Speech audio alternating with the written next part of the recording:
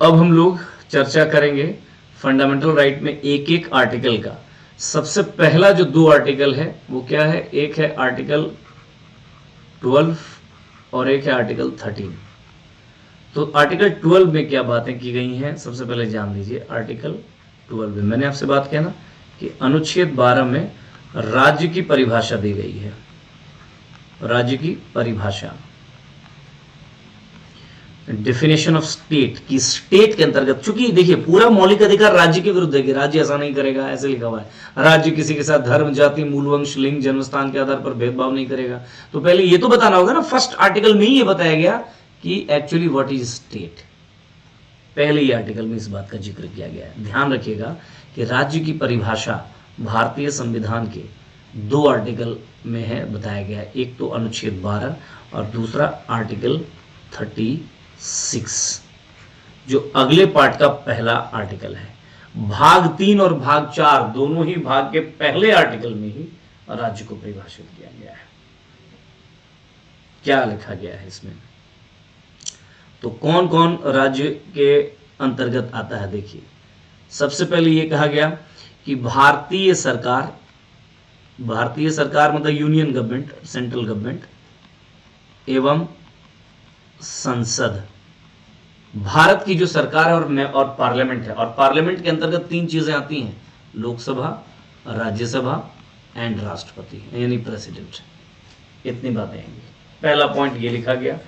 दूसरी बातें हैं क्या, तो राज्य सरकार जितने भी हैं एवं राज्य विधायिकाएं, राज्य विधायिका, और राज्य विधायिका के अंतर्गत क्या क्या आएगा, विधानसभा, जहां विधान परिषद है वहां विधान परिषद, और गवर्नर। ये चीजें और भी बहुत सारी चीजें आती हैं राज्य विधायिका के अंतर्गत। ठीक है, अगला पॉइंट लिख दिया गया। थोड़ा और ब्रॉडली देखेंगे तो पूरी ब्यूरोक्रेसी आती है ना, पूरी नौकरशाही आती है, सारे अधिकारी वगैरह आएंगे कहीं ना कहीं भारत सरकार के अंडर में या राज्य सरकार के अंडर में। दूसरी बात लिख दिया गया, सभी प्रकार के स्थानीय शासन, लोकल गवर्नमेंट जितना है, सभी प्रकार के स्थानीय शासन, पंचायत हो, नगर पालिका, जो भी हो। और अंत में एक वर्ड लिखा गया अन्य संस्थाएं। और अन्य संस्थाओं का मतलब ये है कि अगर कोई सरकारी संस्था भी है, ONGC, तो वो भी हो सकता है। कोई यूनिवर्सिटी है वो भी राज्य के अंतर्गत आएगा, कोई कॉलेज है वो भी राज्य। कुल मिलाकर के भारत सरकार या किसी राज्य सरकार का एक प्यून से लेकर के सबसे बड़े अधिकारी, कोई भी मंत्री, कोई भी सांसद, कोई भी MLA, ये तमाम लोग राज्य के अंतर्गत आएंगे। और जब ये कहा जाएगा कि राज्य किसी के साथ भेदभाव नहीं करेगा, इसका मतलब इनमें से कोई आदमी किसी के साथ भेदभाव नहीं करेगा। समझ में आई मेरी बात? इस तरीके से ये है राज्य, ये है राज्य। करेक्ट। तो मैं समझता हूं कि राज्य को आप समझ गए होंगे कि राज्य की परिभाषा क्या है। और अनुच्छेद 36 में यह कहा गया है कि भाग 3 के अनुच्छेद 12 में जो राज्य को परिभाषा दी गई है वही इस भाग के लिए भी राज्य का मतलब होगा।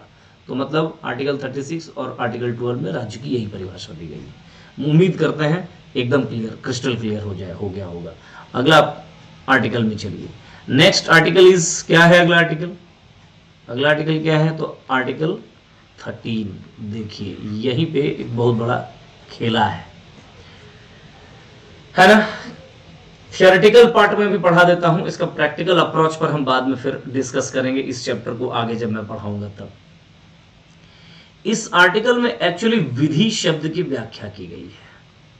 विधि शब्द की व्याख्या की गई है। देखिए क्या है, समझिए मेरी बात को, की गई है। ठीक है, देखिए इसमें 2 भाग है, 2 बात है। एक है आर्टिकल 13(1), आर्टिकल 13(1) और एक है आर्टिकल 13(2). अब समझिए क्या है। एक में दिया गया है, 2 परिस्थितियों का जिक्र है इसमें वास्तव में, कि अगर आर्टिकल 13(1) में यह कहा गया कि अगर फंडामेंटल राइट यानी मौलिक अधिकार बनाम संविधान पूर्व कोई विधि है, संविधान पूर्व विधि यानी संविधान बनने से पहले कोई ऐसी विधि है जो चली आ रही है किंतु फंडामेंटल राइट के अगेंस्ट है, फंडामेंटल राइट के विरुद्ध जा रहा है, तो वैसे कंडीशन में क्या होगा। और 13(2) में ये कह दिया गया कि फंडामेंटल राइट वर्सेस यानी बनाम, याद रखिएगा फंडामेंटल राइट बनाम कोई एक तरीके से समझ लीजिए कि संविधान पश्चात कोई विधि, और संविधान पश्चात विधि मतलब जो कानून संसद द्वारा बनाया जाएगा वो कानून, कोई संसदीय विधि, मैं ये बात कर रहा हूं, है ना, संसदीय विधि, संसद द्वारा पारित कोई विधि, इसके बारे में ये दो बातें हैं, दोनों में दो परिस्थितियां हैं। संविधान बनने से पहले कोई विधि, कोई नियम, कोई उपनियम, कोई विनियम जो चल रहा था, अगर वो मौलिक अधिकारों के विरुद्ध से असंगत हो, मौलिक अधिकारों से के खिलाफ हो, तो वो 13(1) इस परिस्थिति को रिप्रेजेंट करता है। और अगर संविधान बनने के बाद यानी 26 जनवरी 1950 के बाद संसद यानी लोकसभा, राज्यसभा, राष्ट्रपति, लोकसभा का चुनाव हुआ, उसके बाद जो कोई नई ऐसी विधि बन गई जो फंडामेंटल राइट के विरुद्ध हो, तब क्या होगा। इसका मतलब आज भी अगर देश की सरकार ऐसा कोई लॉ बना दे जो भाग 3 में दिए गए फंडामेंटल राइट के अगेंस्ट हो जाएगा, तो 13(2) वाली उस परिस्थिति पर अप्लाई होगा। समझ लीजिए मेरी बात को। यहां पर एक बात की गई है जिसको कहा गया आच्छादन का सिद्धांत। आच्छादन का सिद्धांत, यहां पे एक थ्योरी है जिसको आप प्रिंसिपल ऑफ एक्लिप्सेस कहते हैं। क्या कहते हैं? Principle of eclipses, eclipses. और यहां पर एक थ्योरी है उसका क्या कहते हैं? पृथक्करण का सिद्धांत। पृथक्करण का सिद्धांत, जिसको क्या कहा गया? Principle of severability.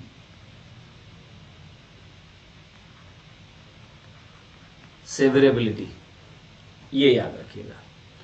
कुल मिलाकर के क्या कहा गया समझ लीजिए।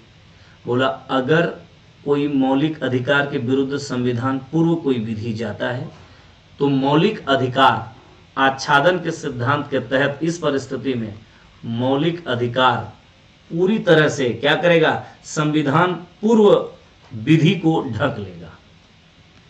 संविधान पूर्व विधि को ढक लेगा। कहने का मतलब यह है कि मौलिक अधिकार ही इसमें अलाउड होगा और संविधान पूर्व विधि अमान्य हो जाएगा पूरी तरह से। ये पॉइंट है, इसको प्रिंसिपल ऑफ एक्लिप्सेस या आच्छादन का सिद्धांत कहा गया। और ये जो है इसमें क्या कहा गया पृथक्करण के सिद्धांत में, कि अगर कोई विधि बनता है तो उस विधि का वह भाग जो FR से असंगत हो, मौलिक अधिकार से असंगत हो, है ना, वह अमान्य हो जाएगा। किंतु जो भाग असंगत नहीं है, जो मौलिक अधिकार के अगेंस्ट नहीं जा रहा है, उसको आप अमान्य नहीं कर सकते। क्यों नहीं कर सकते? क्योंकि विधि बनाने का अधिकार विधायिका का होता है और न्यायपालिका को हमेशा इस बात का सम्मान करना चाहिए कि विधायिका का अधिकार क्षेत्र क्या है। विधायिका का अधिकार क्षेत्र विधि बनाना। जो विधि मौलिक अधिकार के खिलाफ नहीं है आप उसको नहीं हटा सकते, वरना क्या हो जाएगा कि न्यायपालिका विधायिका के अधिकार क्षेत्र का अतिक्रमण करने लगेगा। तो क्या करेंगे? विधि को पहले पृथक्करण कर लेंगे। वैसे भाग जो फंडामेंटल राइट के अगेंस्ट जा रहा है उसको साइड कर लेंगे, उसको अमान्य, और बाकी विधि वो लागू हो जाएगा। दोनों में एक बारीक अंतर यह है कि इसमें पूरी विधि ओवरलैप हो जाएगी और इसमें विधि का में भी ये विचार किया जाएगा इस विधि में कि कौन सा कितना भाग, कितने प्रोविजन FR के अगेंस्ट है, और जो प्रोविजन FR के अगेंस्ट है न्यायपालिका के द्वारा उसको अमान्य घोषित कर दिया जाएगा और बाकी नहीं है। तो याद रखिएगा कि 13(2) जो है, आज भी वर्तमान में अगर भारत में कोई ऐसी कानून बन गई जो फंडामेंटल राइट के अगेंस्ट होगा तो 13(2) के ही आधार पर उसको हटा दिया जाता है। समझ में आई मेरी बात ना? यही है आर्टिकल 12 एंड आर्टिकल 13। तो मैं उम्मीद कर रहा हूं कि अनुच्छेद 12 और अनुच्छेद 13 आप अच्छी तरह से समझ गए होंगे। ये एक बहुत विवादित अनुच्छेद रहा है। मतलब बाद में क्या हुआ ना, इसी अनुच्छेद में जो पावर दिया गया है, ये जो पृथक्करण के सिद्धांत में जो पावर दिया गया है जुडिशियरी को, आखिर ये जुडिशियरी ना तय करेगा कि ये फंडामेंटल राइट के अगेंस्ट जा रहा है या नहीं जा रहा है। जुडिशियरी इसी ताकत का इस्तेमाल करके बहुत ताकतवर हो जाती है, न्यायपालिका बहुत ताकतवर हो जाती है, याद रखिएगा। ठीक है, तो ये है आर्टिकल 12 एंड आर्टिकल 13।